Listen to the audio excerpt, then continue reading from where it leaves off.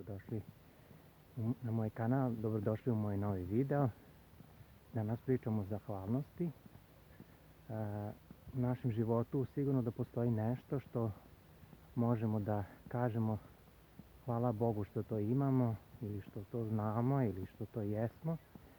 I ako nam nekad dođu situacije u životu kada nam se čini da baš nije lepo oko nas stanje, ako smo nezadovoljni, uvek se setimo da kažemo Bože, hvala ti što sam živ, što sam zdrav, što imam to što imam, a uvek ćemo naći neki razlog za šta možemo da se zahvalimo, jer čovek koji je zahvalan, koji je zadovoljan, on može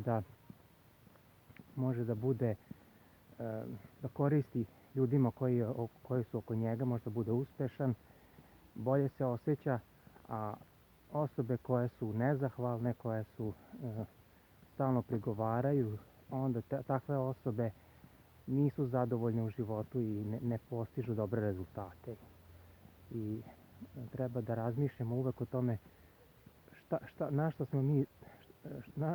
što možemo što vidimo oko nas, možemo se zahvalimo što imamo u životu. Da li je to možda dobar posao, dobar stan, dobar auto što imamo, ili uopšte zdravlje, zdravstveno stanje, šta god da nas okružuje, ili mesto gde živimo, priroda oko nas, ako pogledamo zelenilo, drveće, što eto možemo da hodamo, što možemo da se krećemo, sve je to razlog da budemo zahvalni i jednostavno možemo da živimo sa tim uverenjem da